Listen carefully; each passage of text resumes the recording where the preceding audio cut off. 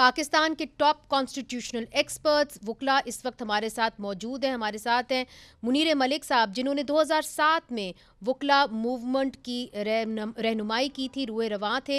मुनीर मलिक साहब, ब्रेक से पहले सदर सुप्रीम कोर्ट बार हारून रशीद साहब ये कहते हैं कि कोई बुरी बात नहीं कि कॉन्स्टिट्यूशनल कोर्ट बन गया, इसलिए चूँकि कई जो लिटिगेंट्स होते थे कई सालों तक, बल्कि जनरेशन्स तक इंसाफ मांगते रहते थे और सुप्रीम कोर्ट में उनकी कोई सुनवाई नहीं होती थी। हम देखते थे कि कॉन्स्टिट्यूशनल केसेस पे फुल कोर्ट्स बनाए जाते थे, चाहे वो पैनामा का केस हो, चाहे वो इमरान खान साहब से कोई भी रिलेटेड केस हो, और पूरा दिन जजेस यही काम करते रहते थे। अब कम से कम कॉन्स्टिट्यूशनल कोर्ट्स की वजह से ये कॉन्स्टिट्यूशनल केसेस उधर चले जाएंगे। देखें, सबसे पहले तो कॉन्स्टिट्यूशनल मैटर्स को आइडेंटिफाई करें। 27वीं आईनी तरमीम में जितनी हाई कोर्ट्स की आर्टिकल 199 जो रिट जुरिस्डिक्शन है,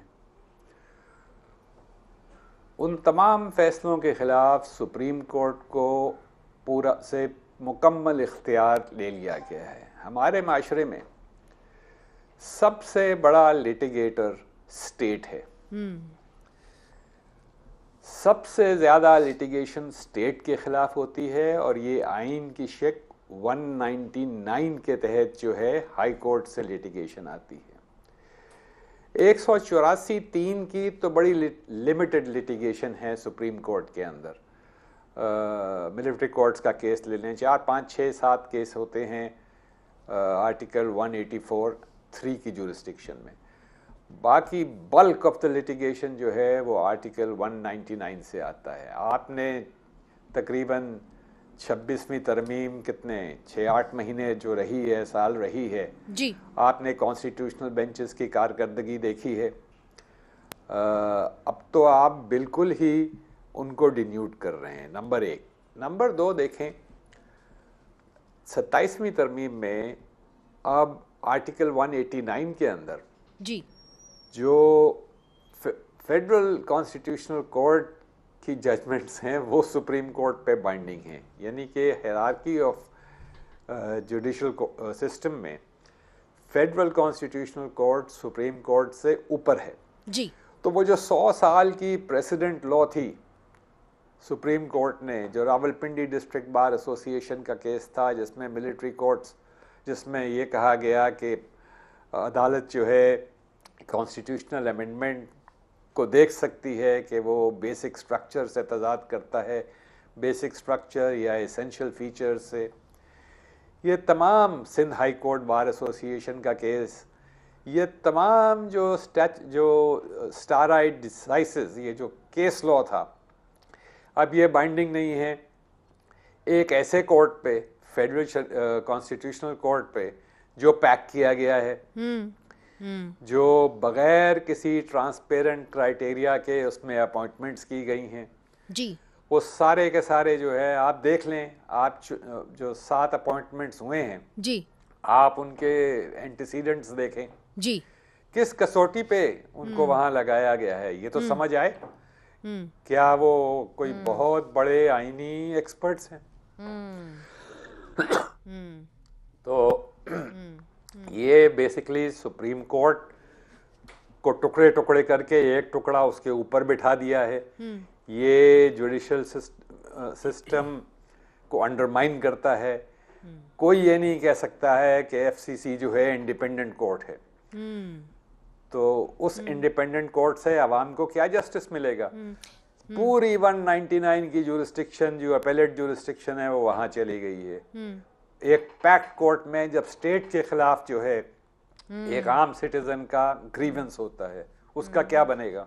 वो कहाँ जाएगा? किस अदालत में जाएगा? कौन सी आज़ाद अदालत है? ये मेरा तज्जिया है। तो अल्लाह करे मैं गलत हूँ। मगर मुनीर साहब, क्योंकि आप वकला तहरीक के एक लीडर हैं, वकील आपको देख के इंस्पायर होते हैं, आपको फॉलो करते हैं, आप बुनियादी तौर पे कॉन्स्टिट्यूशनल कोर्ट के खिलाफ हैं, या जिस तरीके से इसको बनाया गया और जिस तरीके से एग्जेक्टिव कंट्रोल है इसके ऊपर, आप उसके खिलाफ हैं? मैं जो latter part of your statement देखें, कॉन्स्टिट्यूशनल कोर्ट पे बात हो सकती थी, right, but not this kind of a constitutional court. Right, okay. Justice Karim Shahid Jamil साहब की तरफ मैं जाती हूँ। जस्टिस शाहिद जमील साहब, मैं एक और, let me play the devil's advocate. बहुत सारे वकीलों का ये कहना है, इंक्लूडिंग कुछ ऐसे वकील भी थे जो समझते थे कि जी अदालतों ने अपने हाथ पांव खुद काटे हैं। उनमें से एक मेरी वालदा आसमा जहांगीर भी थी, और उन्होंने 2015 में 2017 में जो है मिलिट्री कोर्ट्स के ख़िलाफ़ पिटिशन दायर की थी सुप्रीम कोर्ट में, जहां पे सुप्रीम कोर्ट ने अपनी जुरिस्डिक्शन मिलिट्री कोर्ट्स को दे दी थी, और उन्होंने ये प्लीड किया था कि जो फंडामेंटल राइट्स हैं लोगों के, उसकी अपहोल्डर है सुप्रीम कोर्ट। और अगर सुप्रीम कोर्ट अपनी इंडिपेंडेंस दे देगी किसी और अदालत को, तो वो अपने आप को कमज़ोर करेगी, और पार्लियामेंट का कोई हक नहीं बनता कि वो सुप्रीम कोर्ट की जुरिस्डिक्शन को ख़त्म करे, चूँकि सुप्रीम कोर्ट अपहोल्डर है fundamental rights of the people की। तो अगर उस वक्त सुप्रीम कोर्ट अपनी इंडिपेंडेंस को गार्ड करती और अपनी इंडिपेंडेंस या अपनी जुरिस्डिक्शन मिलिट्री कोर्ट्स को ना देती, तो शायद ये दिन देखना ना पड़ता। जस्टिस शाहिद जमील साहब, आप क्या कहेंगे? जी, मैं आपसे इस बात से एग्री करता हूँ कि हमारी जो अदालत की हिस्ट्री है और जो कुछ रीसेंट पास्ट में उनका कंडक्ट है, उसमें कुछ एक्सट्रीम चीज़ें देखने को मिली हैं, और जो उस वक्त जुडिशरी पे, पूरी जुडिशरी पे इस तरीके से क्रिटिसाइज नहीं होता था, और जुडिशरी के जो चीफ जस्टिसेस या कोई सीनियर एक दो जजेस, जैसे आपने देखा कि बेंच सिलेक्शन होती थी या उस तरह मैनेज करते थे लाहौर हाई कोर्ट में, तो मेरे रिज़ाइन करने की वजह भी यही थी कि जिस तरीके से चीफ जस्टिस साहब हमारे उनके इन्फ्लुएंस में थे, और जिस तरह वो केसेस जिन जजेस के सामने लगा के उनको मैनिपुलेट करते थे, तो तब ये चीज़ थी। लेकिन इससे जो इनकरेजमेंट मिली इनको, इस्टेब्लिशमेंट को या इंतज़ामिया को, तो उन्होंने फिर आपने एक स्टेप रखने की जगह दी। मैं आपसे एग्री करता हूं कि उसमें ये मिलिट्री कोर्ट्स वाला केस भी था, उस तरह उसमें अदालत के सामने इस तरह पोर्ट्रे किया गया कि ये मुल्क की सलामती के लिए बहुत ज़रूरी है, और एक सनसेट क्लास को डाला गया। हमने उसको खुद ही थोड़ी सी स्पेस दी, और वो स्पेस लेते लेते आज कॉन्स्टिट्यूशनल कोर्ट और बाकी 27वीं आईनी तरमीम की अमेंडमेंट को भी हम वो क्या कहते हैं, कौमी मफाद में ये सारे काम कर रहे हैं। लेकिन सबसे इम्पॉर्टेंट बात जो मैं यहाँ पे पॉइंट आउट करना चाहता हूँ, वो ये है कि सेलिएंट फीचर कॉन्स्टिट्यूशन के कंप्रोमाइज हो गए हैं। पार्लियामेंट ने अपनी स्पेस सारी की सारी लूज कर दी है, जहाँ पे ये ड्राफ्ट बनते हैं, जिस तरह ये उस पर डिस्कशन होती है, और जिस तरह ये अदालत को जिस तरीके से कंप्रोमाइज कर दिया गया है, तो ये मेरा ख्याल है कि अब फंडामेंटल राइट की एनफोर्समेंट वाली बात तो बिल्कुल ख़त्म हो गई। अच्छा, ये आपने बड़ी अहम बात कर दी। Pakistan supreme court bar association के सदर हारून रशीद साहब, जो मुनीर मलिक साहब ये बात करते हैं कि जी आपने कोर्ट पैकिंग कर दी, फिर आपके जितने भी आर्टिकल 199 के तहत केसेस होते हैं वो सारे कॉन्स्टिट्यूशनल अदालत में चले गए, और वहाँ पे भार उन जजेस का जाहिर है ज़्यादा है, बल्कि सारों का है जो अपॉइंटेड हैं, और वो कहते हैं कोई क्राइटेरिया ही नहीं है। कौन से कॉन्स्टिट्यूशनल एक्सपर्ट्स आपने मौजूदा कॉन्स्टिट्यूशनल कोर्ट में लगाए हैं? और जिस तरह शाहिद साहब ये बात कर रहे हैं, और वो बड़े ओपनली कह रहे हैं कि जी आपने बुनियादी इंसानी हकूक़ के हसूल की जो एक जद्दोजहद थी लोगों की, वो ही ख़त्म कर दी। देखिए, ये तो प्रिजम्पशन वाली बात है, उनकी अपनी एक ओपिनियन है, लेकिन ये पार्लियामेंट एक सुप्रीम अदारा है। ये सारे कानून और सारे आइन की अमेंडमेंट्स जो होती हैं वो पार्लियामेंट में हो रही हैं, और मेजॉरिटी के साथ हो रही हैं। अगर पार्लियामेंट ने कोई कानून साजी की है तो उसको चैलेंज फिर सुप्रीम कोर्ट में ही किया जा सकता है। पार्लियामेंट ने ये भी तो फैसला किया था ना कि मिलिट्री कोर्ट्स बनाए जाएं, तो उसमें तमाम पॉलिटिकल पार्टी शामिल थी, वो एग्री थी। कौन सी, मगर वो सही फैसला था, किसी एक पार्टी का बता उसके ऊपर नहीं, उसके ऊपर बार्स का एक मुत्तफ़िका फैसला ये था कि मिलिट्री कोर्ट्स की जो एक फैसला पार्लियामेंट ने किया था वो गलत था। लेकिन पार्लियामेंट है, पार्लियामेंट ने जो फैसला किया वो प्रिवेल कर गया। अब भी ये जो अमेंडमेंट हुई है ये पार्लियामेंट ने की है। देखें ना, पार्लियामेंट एक सुप्रीम अदारा है। अब वो अपनी अपनी राय हो सकती है, गलत है, सही है, लेकिन आपके कॉन्स्टिट्यूशन के मुताबिक अमेंडमेंट जो होनी है वो पार्लियामेंट ने करनी है, और पार्लियामेंट ने ये कोर्ट्स बनाई हैं। और अगर ये कोर्ट्स बनी है तो यही जजेस, उधर भी इलेक्शंस इतने मुतनाज़े नहीं थे। अब तो बहुत ही इलेक्शन जो हुए हैं वो बड़े मुतनाज़ हैं, तो उसके नतीजे में पार्लियामेंट तश्कील दी गई है, तो कैसे फिर आप इसको जस्टिफाई कर सकते हैं? देखिए, उस तरह तो पिछली जो गवर्नमेंट थी उसमें भी जिस तरह भी वो आई और जिस तरह भी उसे लाया गया, तो वो भी रिगिंग के नतीजे में आई थी।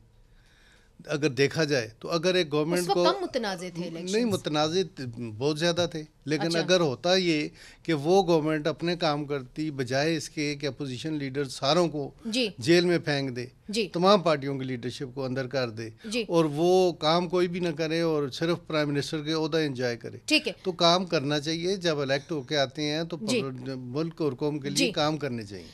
मुनीर मलिक साहब, ये जो बात हारून रशीद साहब करते हैं कि जी पार्लियामेंट एक सुप्रीम इदारा है और पार्लियामेंट जो भी कानून बनाए हमें उसके ताबे होना चाहिए, आपने हमेशा जमहूरियत के लिए जद्दोजहद की कि यहाँ पे अवाम का रूल होना चाहिए, तो फिर इस आर्ग्यूमेंट से आप कैसे जो है जस्टिफाई, आप इसके साथ कैसे लड़ेंगे? कल पार्लियामेंट एक कानून बनाती है, अमेंडमेंट, कॉन्स्टिट्यूशनल अमेंडमेंट लाती है कि हमारी लाइफ जो है 99 साल होगी इसी पार्लियामेंट की है, तो कॉन्स्टिट्यूशनल अमेंडमेंट है तो पार्लियामेंट की मैंडेटरी पावर्स पे या उसकी पावर के ऊपर एक लिमिटेशन है, एक एक्सप्रेस लिमिटेशन नहीं, एक इम्प्लाइड लिमिटेशन है। ये वो वाली पार्लियामेंट नहीं है जो एक कंस्टिट्यूएंट असेंबली है, ये वो पार्लियामेंट है जो कंस्टिट्यूएंट पावर एक्सरसाइज कर रही है। तो इस एक्सरसाइज ऑफ पावर पे लिमिटेशंस हैं और वो लिमिटेशंस ये हैं कि ये ट्राइकोटमी ऑफ पावर से, एसेंशियल फीचर्स से इंटरफेयर नहीं कर सकती है। देखें, ये थ्योरी कि पार्लियामेंट सुप्रीम है और सॉवरेन है, ये इंग्लैंड में तो हो सकता है, वहाँ पार्लियामेंट रिकग्नाइज करती है अपनी इनहेरेंट लिमिट्स और वो इस तरह का कानून नहीं बनाएगी कि हमारी टर्म जो है वो 99 इयर्स लीज की तरह होगी।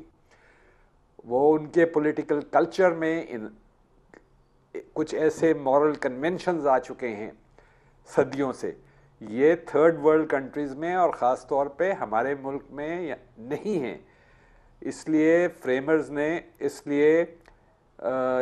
ये रिकग्नाइज करना कि ये पार्लियामेंट जो है एक कंस्टिट्यूएंट असेंबली नहीं है, ये उस आइन के जो 73 का आइन, मुत्तफ़िक़ का आइन था, उसके बेसिक स्ट्रक्चर के अंदर तब्दीली नहीं ला सकती है। ठीक, ये मेरा आर्गुमेंट है। अब अहम बात ये है और अहम सवाल ये है कि अब तो ये 27वीं आइनी तरमीम पास हो गई है, अब इसको चैलेंज कहाँ किया जा सकता है? अगर इसको चैलेंज करेंगे तो उन्हीं जजेस के सामने जाएंगे जो इस तरमीम के तहत उन बेंचेस के ऊपर बैठे हुए हैं, तो उससे क्या उम्मीद है इंसाफ की? ये एक बड़ा अहम सवाल है, ये हम पूछेंगे और आर्टिकल 243 के अंदर जो तरमीम हुई है उसके हवाले से भी बात करेंगे वक्फे के बाद।